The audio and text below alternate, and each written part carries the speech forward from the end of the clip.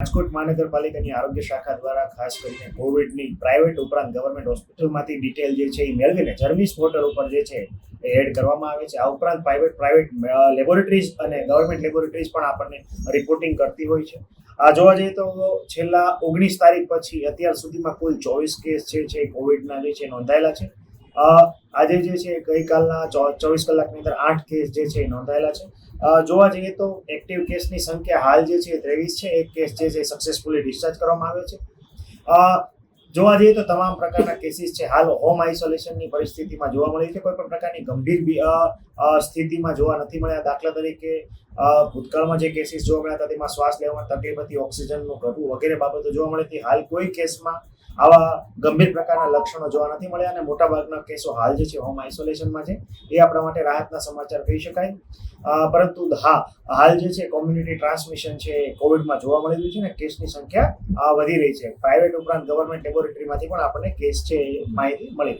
ખાસ કરીને કોઈ પણ કેસ આવે એટલે આરોગ્ય શાખા દ્વારા જે તે આરોગ્ય કેન્દ્રના સ્ટાફ દ્વારા છે દરેક કેસનું કોન્ટેક્ટ ટ્રેસિંગ કરવામાં આવે છે, ગૃહ મુલાકાત કરવામાં આવે છે. 7 દિવસ સુધી ગૃહ મુલાકાત દરમિયાન દર્દી છે એની ખાસ કરીને સ્થિતિ બાબતે સુપરવિઝન અને મોનિટરિંગ કરવામાં આવે છે. એ પણ ડેઇલી ધોરણે જે છે એ કરવામાં આવે છે. આ ઉપરાંત દરેક પોઝિટિવ કેસનું કોન્ટેક્ટ ટ્રેસિંગ એમાં પણ ખાસ કરીને હાઈ રિસ્ક અને લો રિસ્ક કોન્ટેક્ટ જે છે એ શોધવામાં આવે છે. એમાં પણ જો કોઈને સિમ્ટમ જણાય તો તાત્કાલિક જે છે સિમ્ટમ મુજબ ટ્રીટમેન્ટ જે છે આપવામાં આવે છે અને ગંભીર પ્રકારના જો લક્ષણો થાય તો તાત્કાલિક હોસ્પિટલ જવા માટેની સૂચના અને સમજણ પણ જે તે દર્દીને આપવામાં આવે છે. હાલ આપણે રાહતના સમાચાર એ કહી શકીએ કે કોઈ પણ ગંભીર પ્રકારના કેસીસ છે નોંધાયેલા નથી, પરંતુ માઇલ્ડ પ્રકારની સિમ્ટમ્સ વાળા એટલે કે સિઝનલ ફ્લૂ લાઇક સિમ્ટમ જે છે એવા જ તમામ પ્રકારના દર્દી છે એ નોંધાઈ રહ્યા છે. હાલ ગભરાવાની જરૂર નથી, પરંતુ સાવચેતીની 100% જરૂરિયાત છે.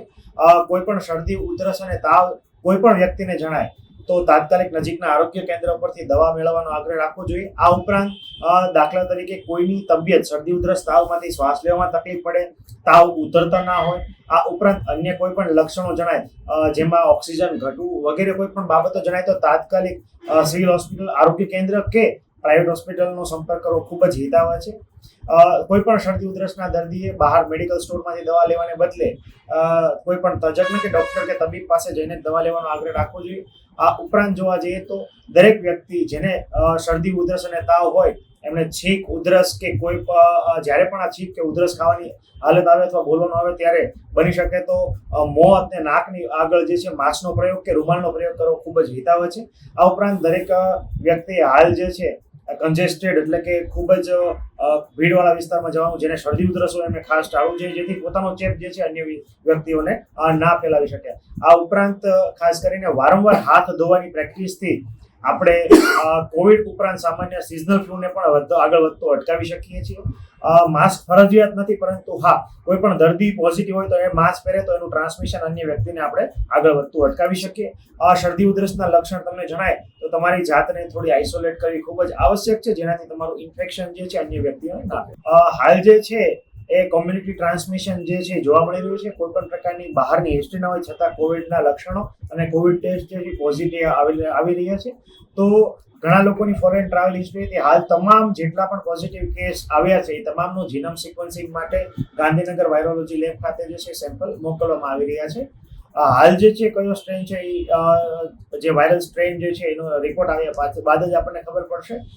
પરંતુ હાલ જે છે લોકલ ટ્રાન્સમિશન જોવા મળ્યું છે ને ઘણા લોકો જે બહારથી ટ્રાવેલ કરીને વિદેશમાં ટ્રાવેલ કરીને આવેલા છે એમણે પણ ખાસ જે છે એ સતર્ક રહેવાની જરૂર. હાલ જે છે રિકવરી ઘણી બધી સારી રીતે જોવા મળી છે. બીજા કે ત્રીજા કે ચોથા દિવસે વ્યક્તિ જે છે એ લક્ષણો વિહીન એટલે કે એસિમ્પ્ટોમેટિક થાય છે અને પૂરેપૂરી સ્વસ્થતા જોવા મળી રહી છે. સર, હાલ માસ્ક અને સેનિટાઈઝર છે એની માંગ પણ થોડી વધી છે, મેડિકલ સ્ટોરમાં ઇન્ક્વાયરી પણ વધી છે. હાલ જે છે માસ્ક છે એ પહેરવું ખૂબ હિતાવહ છે. ખાસ કરીને કોઈ પણ ટ્રિપલ લેયર માસ્કથી માંડીને N95 સુધીના કોઈ પણ માસ્ક જે છે જેમને લક્ષણો છે એમને પહેરવા હિતાવહ છે. અને જે લોકો હાઈ રિસ્ક ગ્રુપમાં આવે છે, ખાસ કરીને હું એવા ગ્રુપની વાત કરું છું કે જે લોકો હાઇપરટેન્શન, ડાયાબિટીસ, હૃદયરોગની કોઈ બીમારી, કેન્સરની કિમોથેરાપી થઈ હોય, હાલ કેન્સર જે છે એક્ટિવ ડિઝીઝ અથવા સ્ટેજમાં હોય, અસ્થમેટિક હોય, લંગની કોઈ બીમારી હોય, આ ઉપરાંત કોઈ ઇમ્યુનો કોમ્પ્રોમાઇઝ હોય એટલે કે જેની રોગ પ્રતિકારક શક્તિ ઓછી હોય, આ ઉપરાંત સગર્ભા બહેનો કે જેમને પ્રેગ્નન્ટ લેડીઝ છે, આ ઉપરાંત જેમણે જસ્ટ ડિલિવરી થઈ છે એવી સગર્ભા ધાત્રી માતાઓ વગેરે ખાસ જે છે હાલ જે છે તકેદારી રાખવાની ખૂબ જ જરૂરિયાત છે.